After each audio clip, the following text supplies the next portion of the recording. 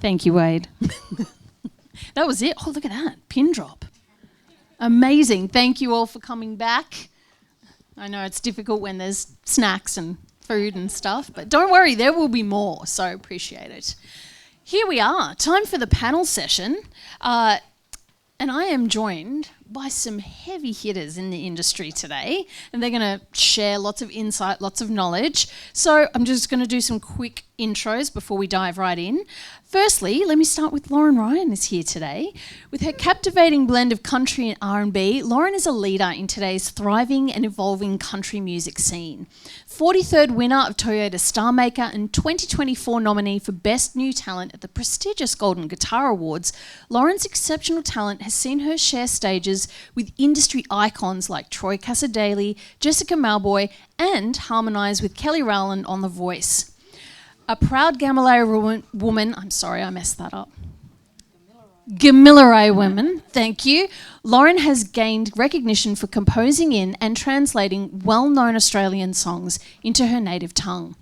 Her version of Flame Trees, recorded with the blessing of Cold Chisel, has over 420,000 streams. This musical skill also led to her involvement with the Indigenous Lullabies project alongside Emily Warramara and Emma Donovan, and the release of children's album Songs for Charlie. I think Charlie's here today. She's our superstar here.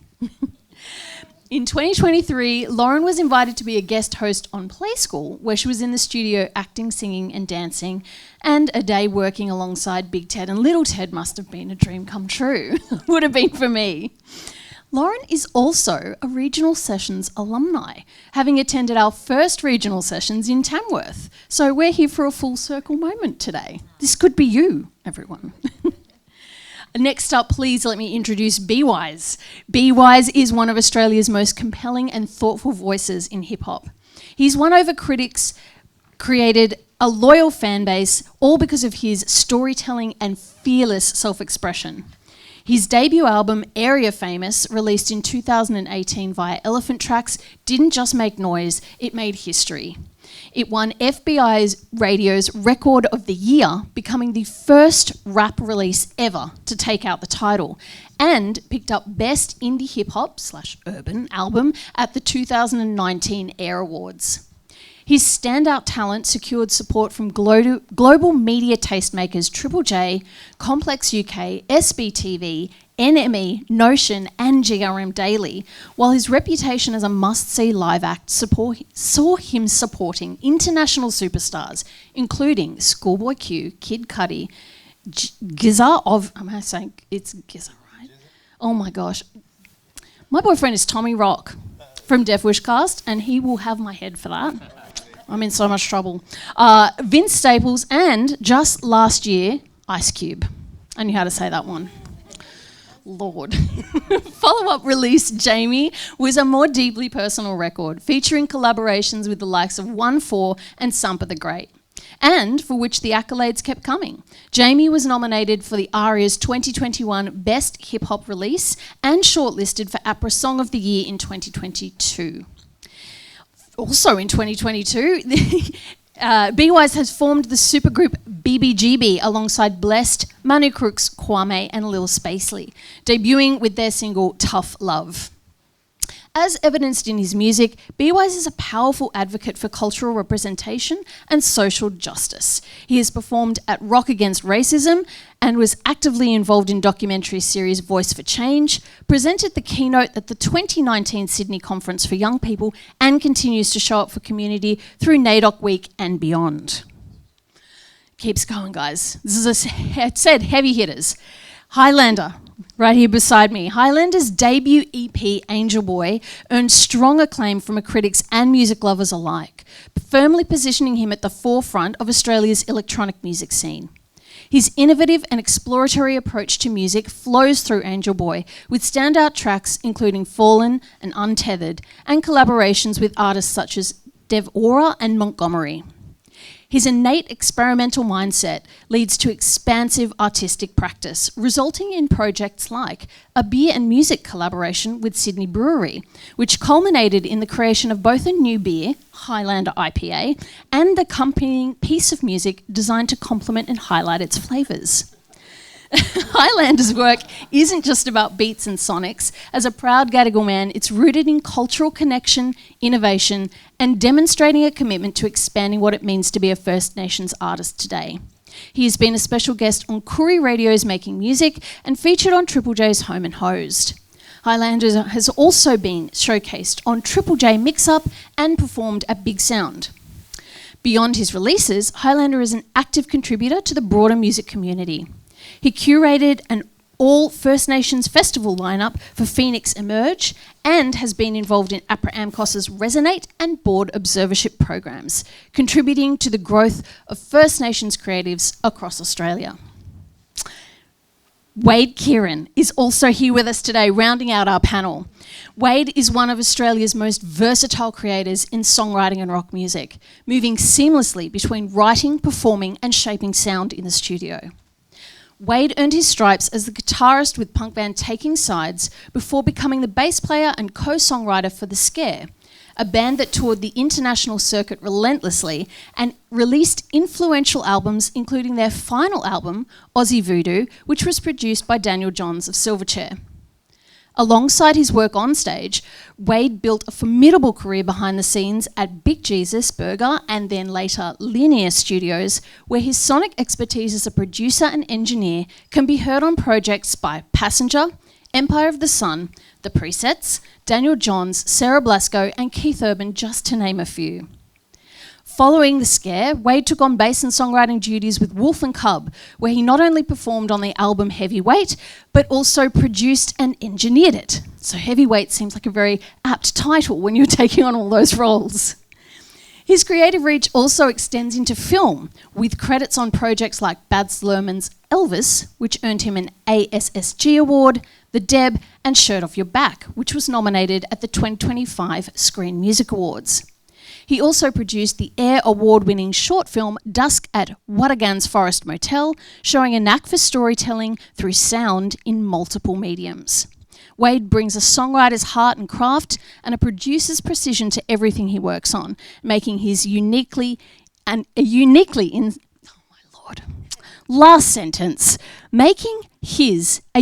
insightful voice on today's panel. We made it. Thanks for sticking with me, everyone. Cheers to our panel. Let's do it. You want to hear from them, not me. So I'm going to open up with a question for everybody. What inspired you to start writing? And is this very different to your inspirations today, or not at all different? Who's jumping in? Wade, take it away. I'll go first. Hi, I'm Wade. When I was a teenager, I moved to Cairns in North Queensland from Sydney, sort of halfway through high school. And when I got there, I didn't know anybody, and I sort of moved. We landed in Cairns on New Year's Eve in 1998, and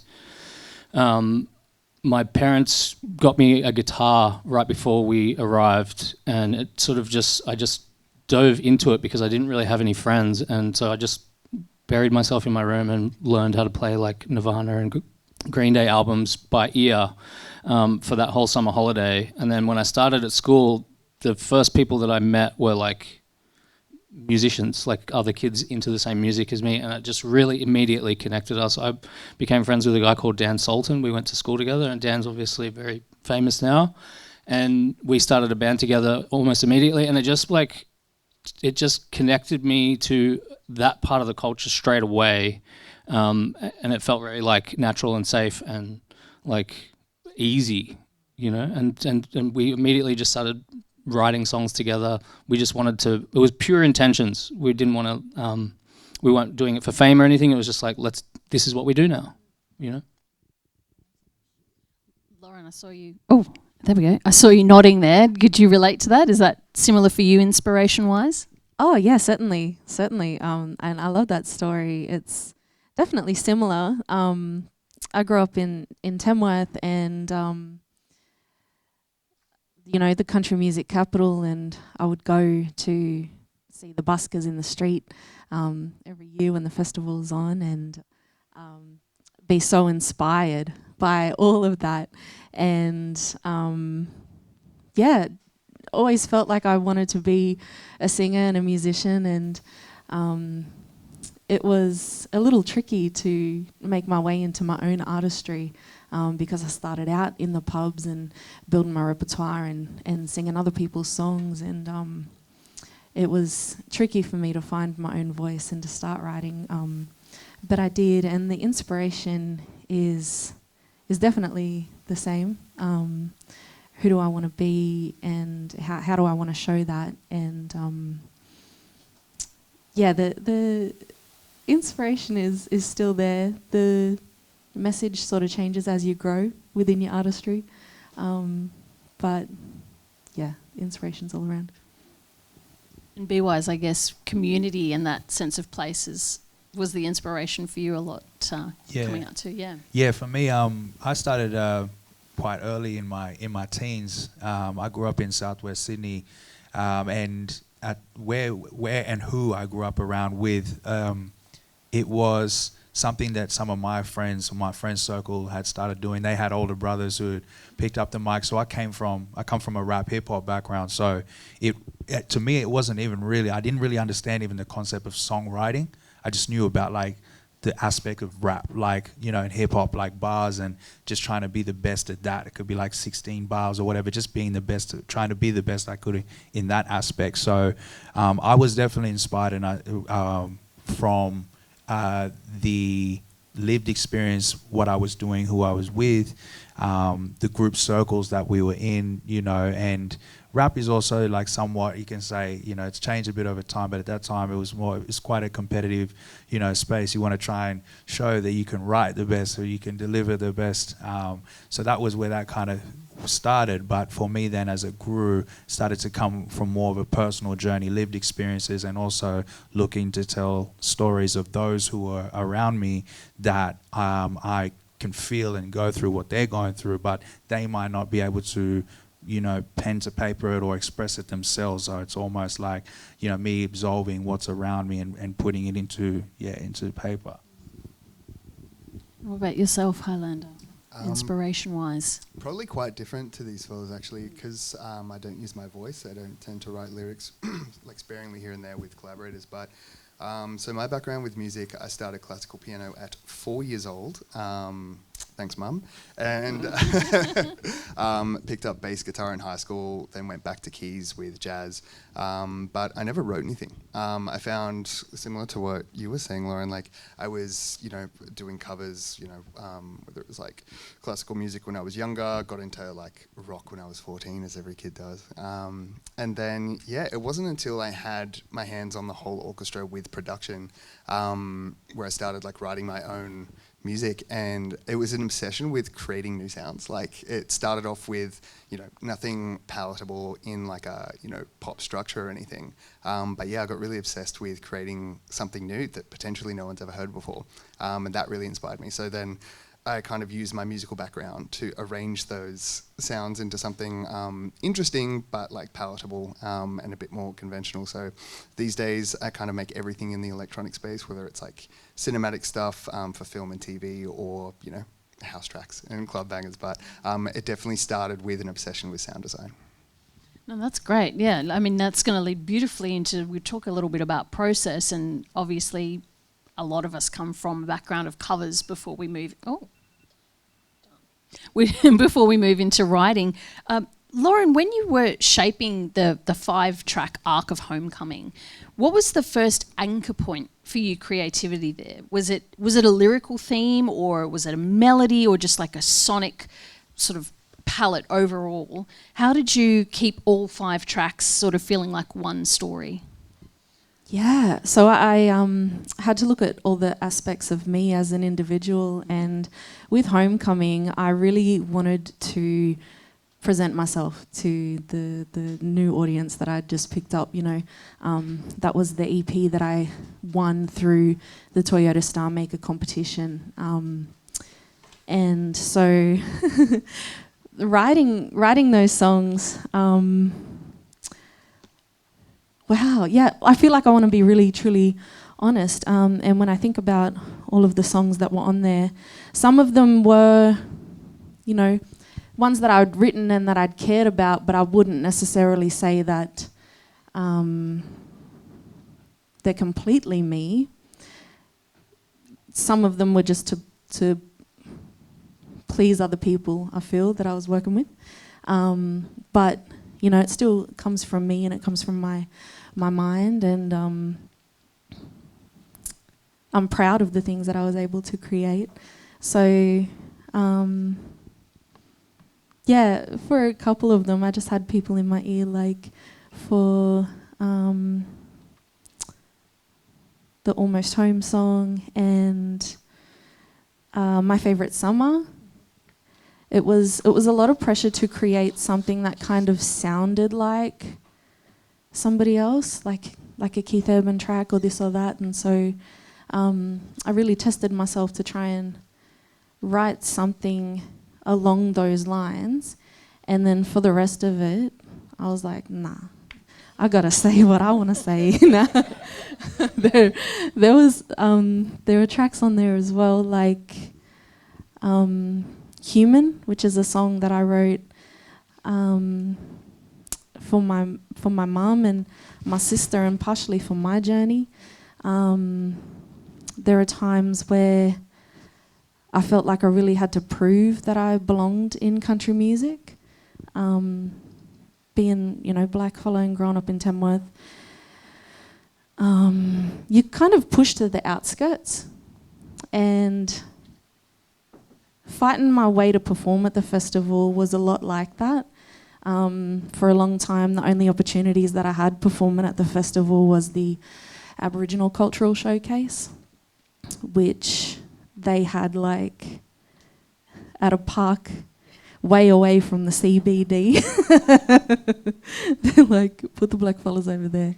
And so at one point it wasn't even in the CBD, it was in Coaldale, which is the blackfella community. And so I think I was about 8 years old, same age as my baby up there, when I said to Mum, can I perform at the Tamworth Country Music Festival? And we drove literally around the corner to the community centre in Coaldale, and I said, what the hell? And she said, this is where the blackfellas are performing.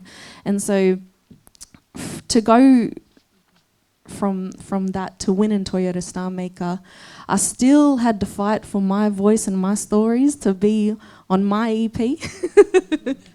So back to Human, I wrote that to recognise my journey, what I just spoke about, but also my mum. My mum grew up in Walgett, New South Wales, and she was born before the 67 referendum and was 5 years old before she was classed as a human in this country and like included in the census and things like that. And she would tell me stories from when she was little about how she couldn't cross the levee bank into town at a certain time of the night and couldn't really walk around alone. And it wasn't until she was about 8 or 9 when they could move into town from the campgrounds.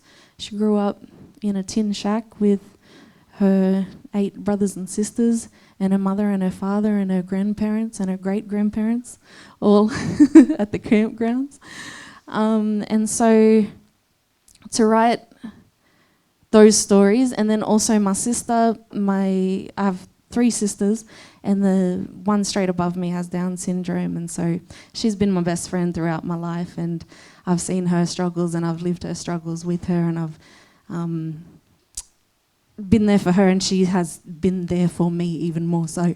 And so Human was a collection of all those stories and all those struggles, wanting to be seen without being overshadowed, and wanting to get things out of life without it always being this constant uphill battle. And so, yeah, like that's one that I had to really fight for. And I feel like I put it in a way where a lot of people could relate to it. A lot of people do feel that way. A lot of people do want to be seen. But I guess the person that was trying to curate my EP was like, oh, that's highly, deeply personal. That's something that... I know, I had a mental breakdown, eh? And it was a lot, but you know, getting those songs like that on there made me feel better about it, and made me feel like I had definitely shown those vulnerable parts of myself, and established my voice is one that they couldn't silence. Yeah, amazing. Yes. So in effect, you're speaking for a lot of voices, really. And I guess, B-Wise, you were talking about, you didn't really think about songwriting as such, and in fact, rap was quite competitive. So when you're approaching a collaboration, you're working with multiple voices, how do you make sure it's a shared statement rather than separate things just glued together, or a competition that comes through? Yeah, a good question. That today, what I find, if now, you know, as you grow in a space, we would try to start with, what I like to do, I'll reverse engineer. So I kind of would like to start with the foundations of what's the music sounding like, what's the song, the production, the composition, what's that giving, what's the feeling that it's giving somewhat.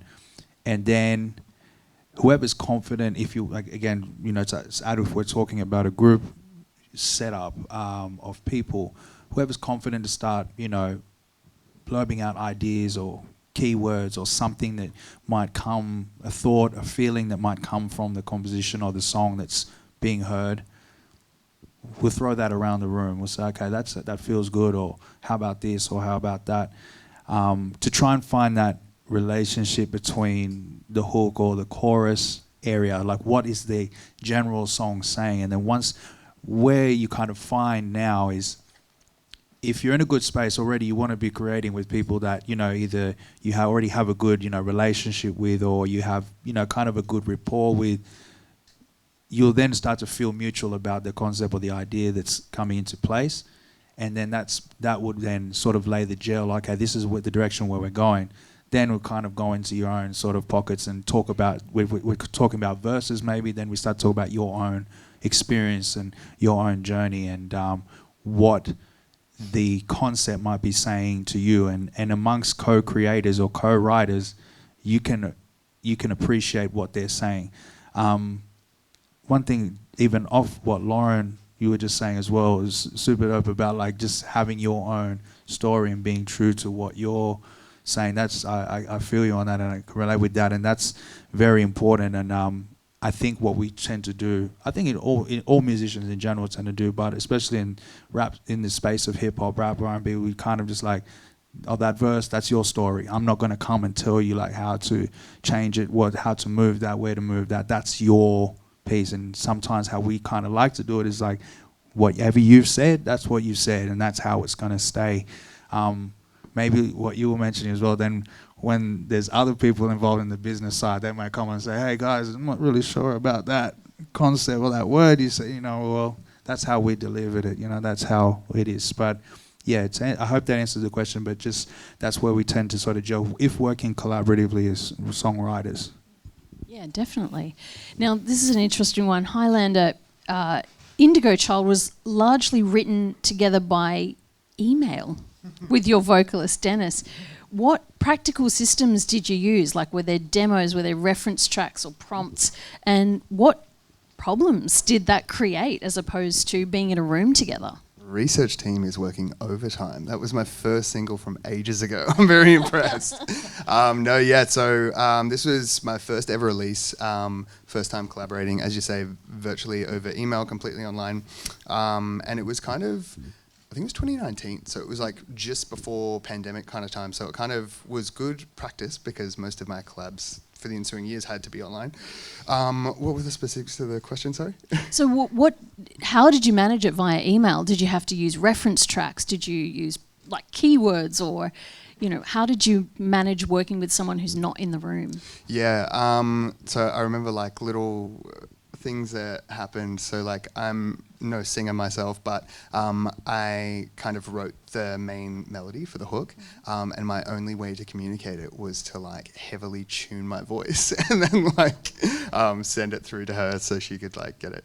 But yeah, I found that one like pretty challenging, to be honest, like having not met the person, and I find like I can work virtually now, but it really helps to meet the person first, and to have an initial session. First session, you don't have to write the full song, and you can finish it later. But for someone who started collaborating virtually, I'm actually a lot more comfortable in person now. Yeah.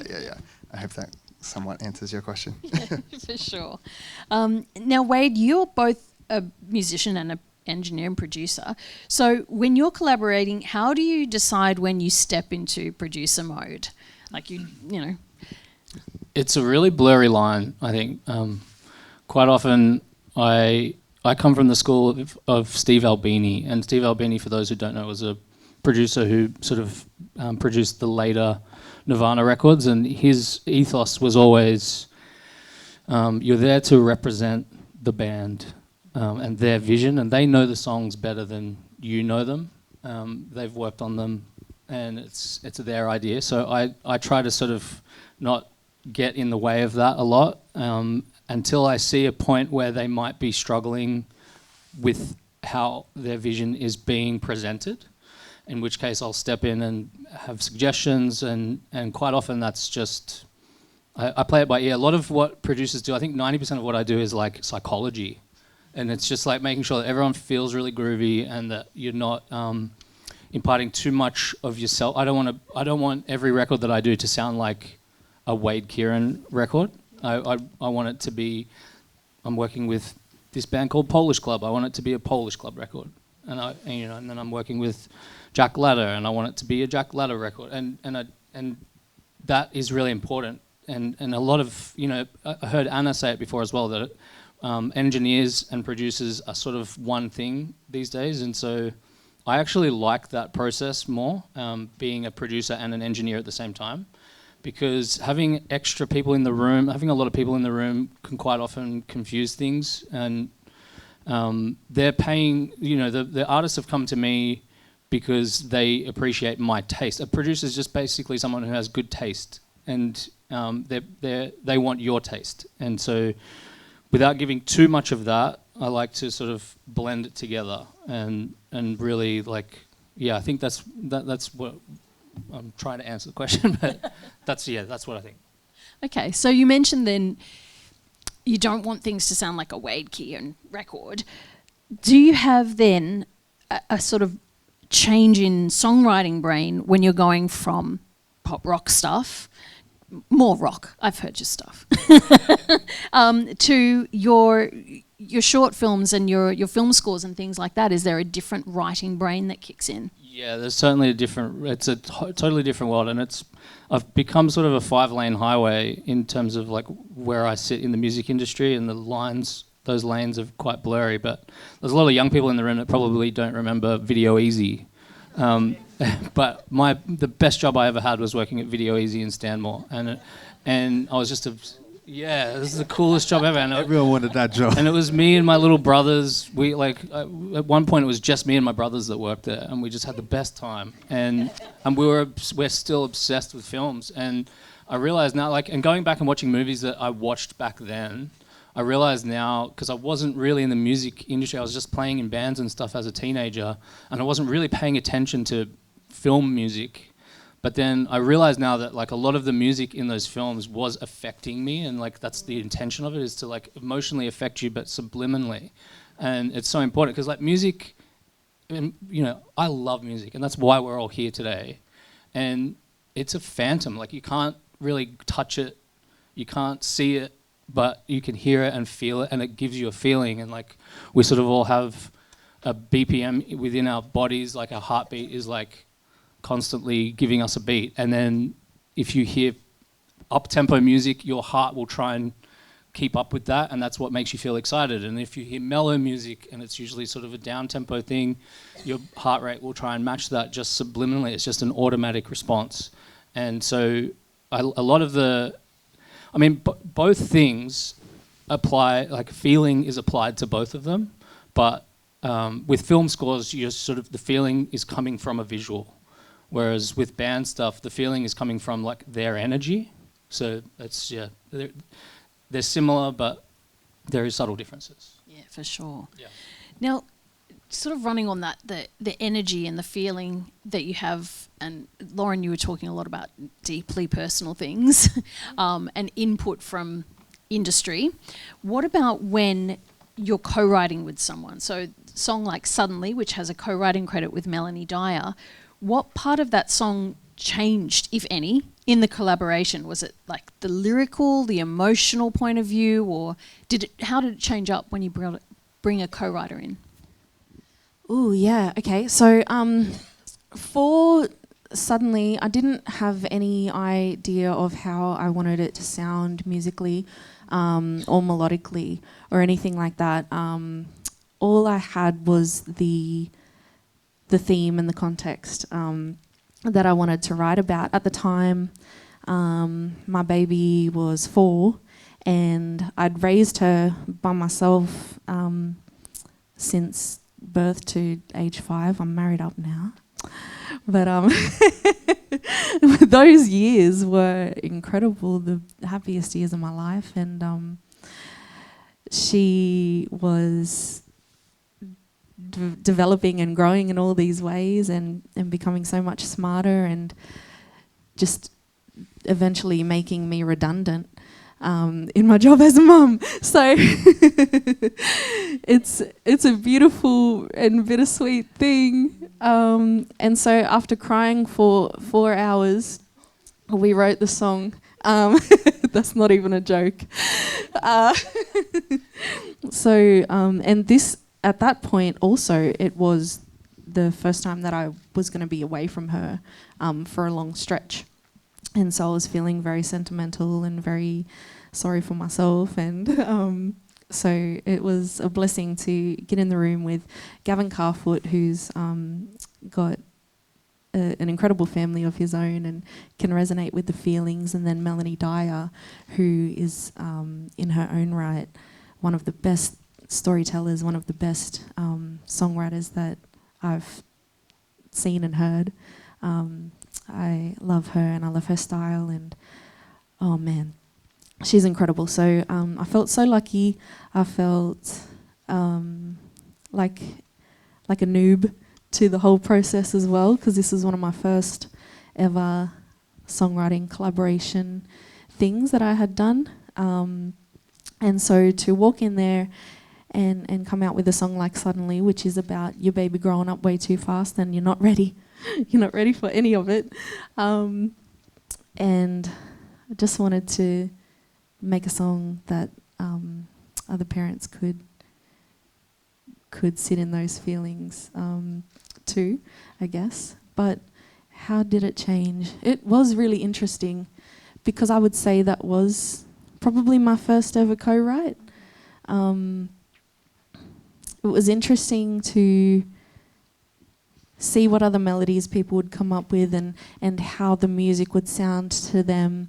And then I had lyrics and things like that, but then working with people to see how that would sound and what notes to choose for it to fit that right emotion was crazy. And then I also had to adjust quite quickly, because I'd only ever written songs on my own, adjust to this other input and trust, an immense amount of trust in those people as well, because I take my art really seriously, and trust issues, but also it was this beautiful, safe place where we made this incredible song about something that was really sentimental to me, and a lot of other people experienced the exact same thing. And so I think for my first songwriter, it was a great thing to do. And sometimes in songs and co-writes, it does change from what you want it to be. And there are times in other songs where I feel like I should have spoken up a bit more, I should have done this and that, and now those songs will never see the light of day because of my deep regret. But you have a voice in that room too whenever you're collaborating, and don't forget. Yeah, all right. Now, obviously we're on collaboration, and Hylander, you talked about kind of starting with actually quite a lot of the song before you bring someone else in. So it would be remiss of me as the APRA AMCOS representative here not to ask about splits and how we discuss splits, how to approach it, any tips or tricks you have. So I might open the question to you to start on that one, if you could share, please. Yeah, definitely. My policy is generally Nashville split, so 50-50. I tend to just work with one artist, but if it's for whatever, logically it's 25 a piece. But the only exception to that so far in my career has been if someone's written the song and then I am just producing it up for them. Like if they've written the chords, they've written the lyrics and the melody, I'm not writing anything, right? Like I'm making it sound pretty. So I've had like friends where, either it's like just a production fee and I get no points or a couple points here and there. But if we're co-writing, it's really good to set that expectation at the start because it gets messy later if you don't. And it's such a intangible thing to track who contributed what. Sometimes, it's not a concrete or quantitative thing to break down, but then you have to have a number to it. So it is much simpler if you can just agree to 50-50, just do it.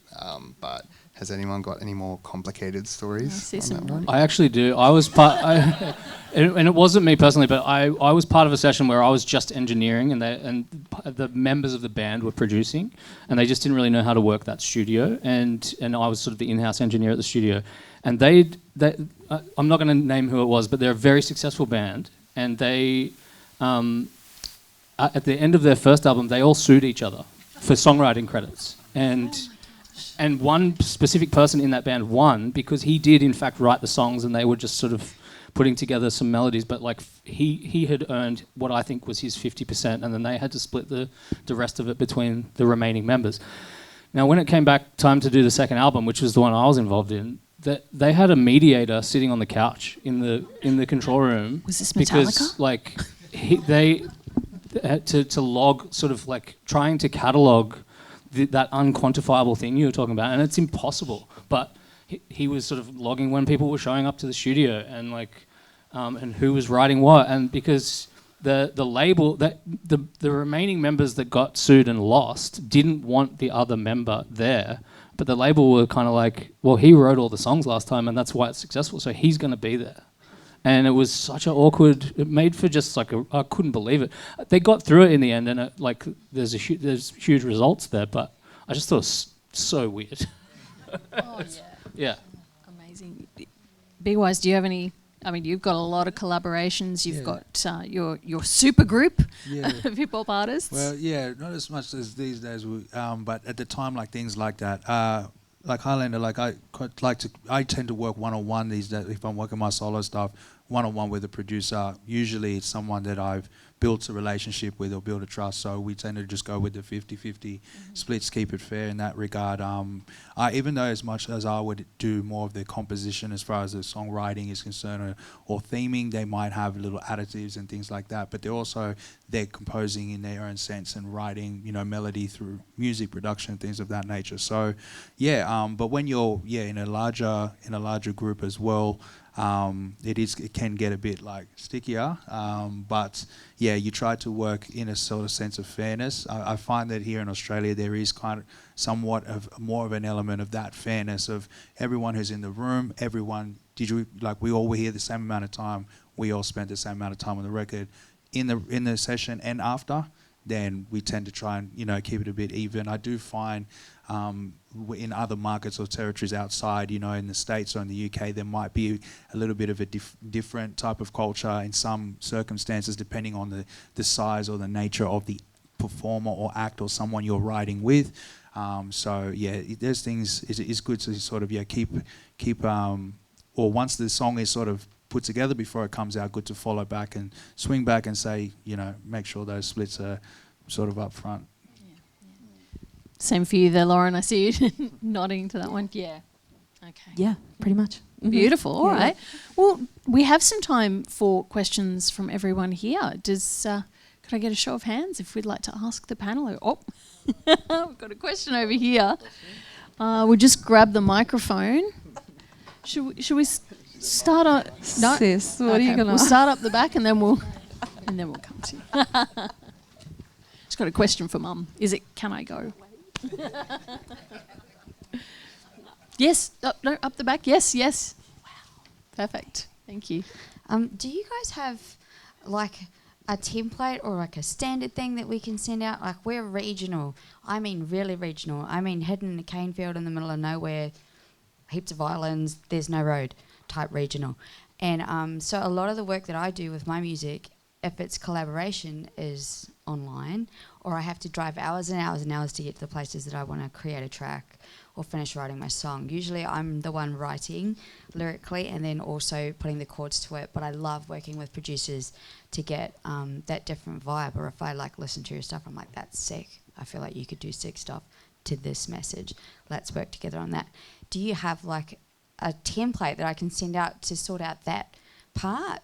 The you know, the percentages, like, hi, I'm Pam, this is my song, I've done this much, let's just agree right now that I pay you a production fee and then you leave me alone afterwards.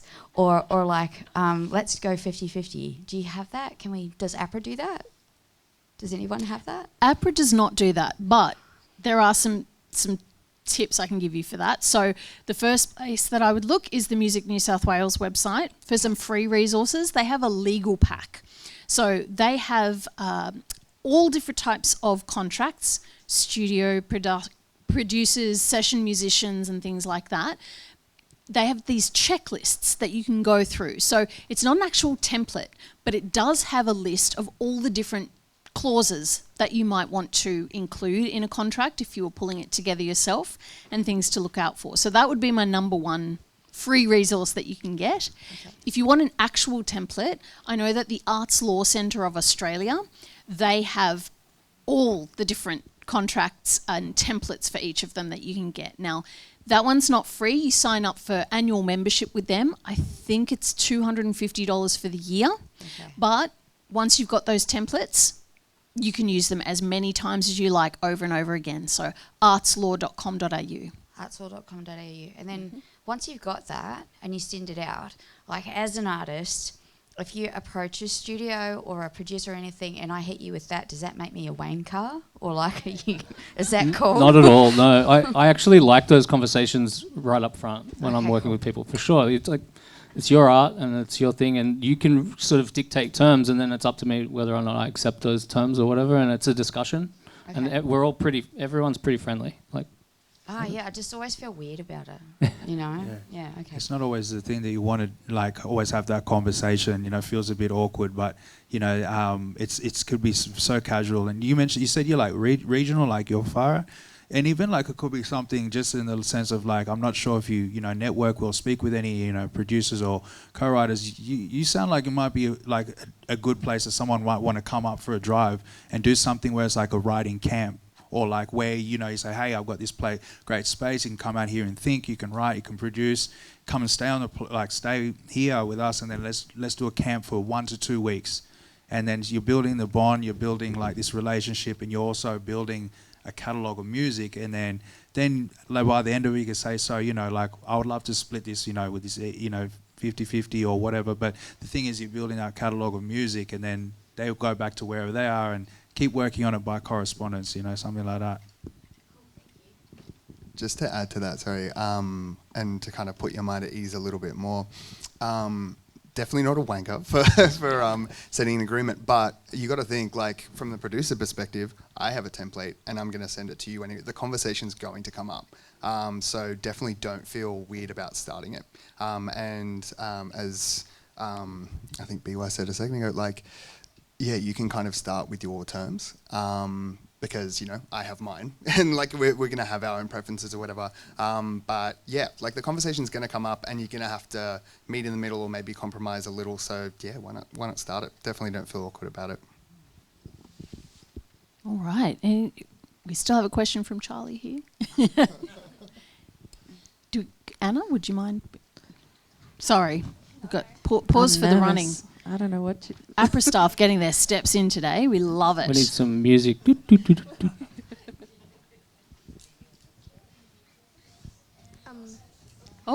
Not quite yet. I just want to say, when I grow up, I want to be just like my mom. Because she's the best music song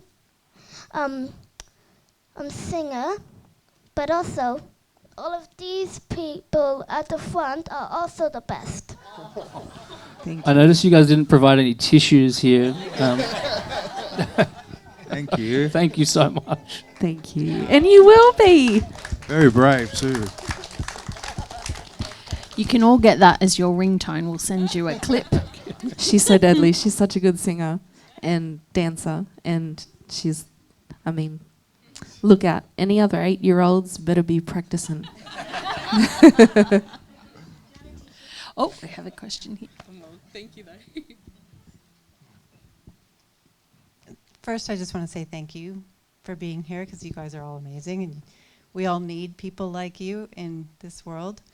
As a parent of a 16-year-old budding singer-songwriter, I would love some words of wisdom, whether that's reflecting back to your own lives or just what, you know, in our contemporary world of music today with AI and streamers and all the rest of it. Let's not all roll our eyes, but any words of wisdom at all as for a parent? I'll say that the fact is that, you know, a parent of someone who's 16 and, you know, perform, is that who's next to you? Okay, that's like the great thing is, like, you've started, you're making a start, and the thing is that that's different, and is when you mentioned with AI and everything like that, is that the resources now and like the tools with the use of, like, with the internet, social media, all different things, like, it's like the world is your oyster now.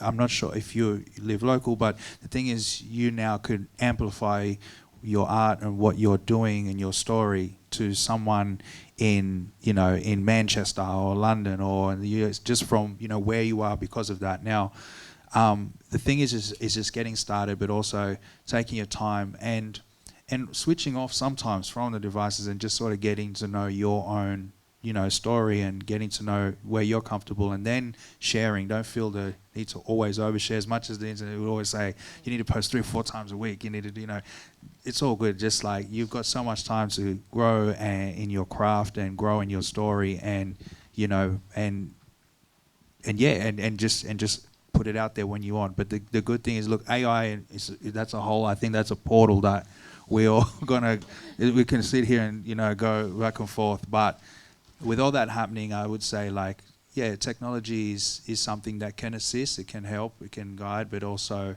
you know, being grounded in the real world as well is also important. And I think there is this huge focus as well today on just as being as genuine, authentic of yourself you can be, is, you know, what you can do. And as mum, I think it's like also important to help, because we've been more guided in life and experiences, and sort of teaching that this songwriting and what it could be is also one day it's an asset. It can, you know, become an asset, and teaching how to sort of mind the business elements while they work on the creative, and that could be something to sort of, you know, take on board as well, you know, and help, you know, the growth of a new young artist understand that when you start to, you know, spotlight yourself, you are also becoming a bit of a business too as a songwriter and whatnot. So yeah. I'll add to that as well, that I think growing up with a relationship to music is so important, and it's just a healthy way to grow up. Like, I grew up listening to punk rock bands, and the lessons I learned from those things, like, you know, DIY, do it yourself, and I carry those things through into my business practices now. And I also learned I learned words like fascism and feminism and like political words, like lessons that I learned from those things. It's a healthy way to grow up. I think music is so important, and so yeah, you've got a great start. Like, if you're starting that young, get into it. It is so exciting to be 16 and starting out, and then to be here with your mum. How deadly. That's so good.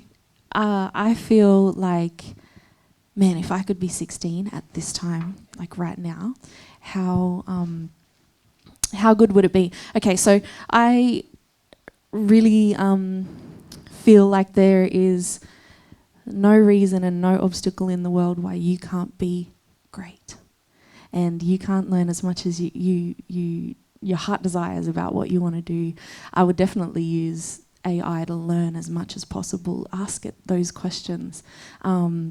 also, being 16, you can choose your own journey. You can choose the things that you want to do. You can, and you have so much time to, so to speak, pay your dues as well and learn things. You know, there's steps along the way. The things you learn on step 1, things you learn on step 20, they all work to serve you in your career down the track. Who you are now as an artist is important to know that, but also to know that no matter what age you get to, artists reinvent themselves through every single project. Once they learn a little bit more about themselves, once they have a little more lived experiences. And so I think it would be good to look at artists who have had a really long spanning career in the music industry and see how they've grown. You know, choose your favourite and make a case study out of them. And that can shine a bit of light on things that you might want to do. You know, who's the final boss in your in your genre, or you know, the your career, and study them. And yes, what BY said about helping your baby and learning as much as you can about it as well, and being there for her. We all have gotten to where we are because, I mean, I assume that we've all had mentors, and so you can definitely be that for her. Yeah. Totally agree with everything you guys have said. Only thing I'd add is, I think it was kind of implied, your age is not a disqualifying factor for creating something right now that people connect with. Never feel like you're too young or too this or too inexperienced in these spaces. If you've got it, you've got it. If, you know, like, so everything these fellas are saying, start now. Like you've got your whole life and your whole career ahead of you. Yeah, definitely start now and get an APRA account and submit your gig reports, pretty please. And yeah, just kind of like learn the basics of even just royalties, the difference between master and publishing royalties. Publishing royalties, what APRA manages is every time your music is played in public, you're owed a royalty. Just kind of like getting your head around those things, you're probably ahead of the curve for a lot of active artists. Like, you know, like that's, you know, it seems simple, but lots of people start not knowing like the basics of how the business works. You don't have to understand it all, but yeah, if you've got any questions about that, come and chat to us later. I'm happy to chat to you, but well done starting early. Love to hear it. And the next APRA 101 for all of that will be on March 10th online. Free. Join us. I think we have one last question. Thank you. Hi, I'm Anna. I'm Minnie's mum. We also live locally. She's still at school doing music for the HSC. Next year, she's trying to think about where she goes to study. She's a vocalist and songwriter.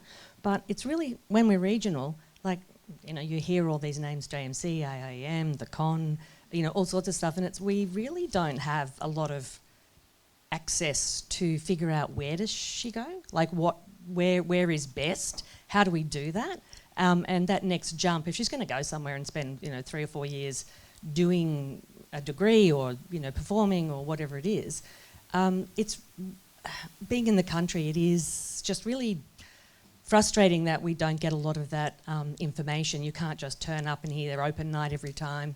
If they've got a day, we've got to get to Sydney, you've got to stay there, you've got to take time off work, and then, you know, off school if she's at school. So just, I guess, it was really lovely to hear about Tamworth, Cairns, people that aren't just from the big cities, because, and especially when you've got your own sort of fairly unique genre as well, in the country you often just don't see it reflected or heard.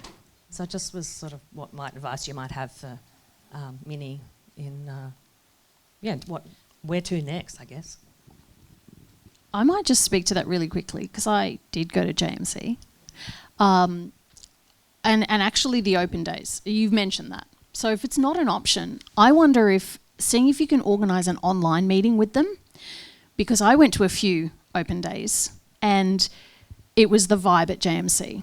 I had a list of questions, and during their open day, they addressed and answered every single one of the questions that I had, whereas AIM did not.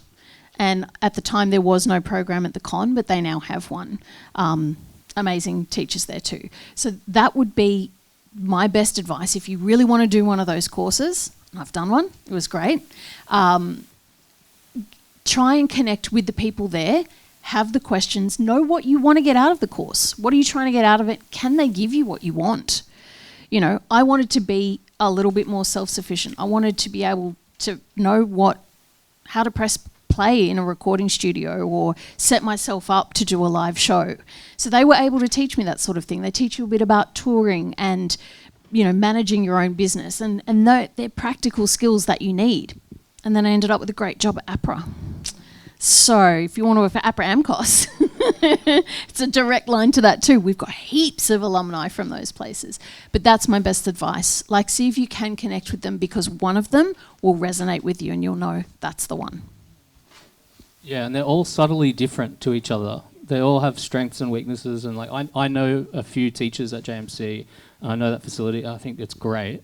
But there's certain things about it that they wouldn't have been able to give me personally in my journey. But I know plenty of people that have come out of there with a really great career in the industry. So they're subtly different. And so I think what you're saying is get online and see if you can get those questions answered without having to go all the way down there.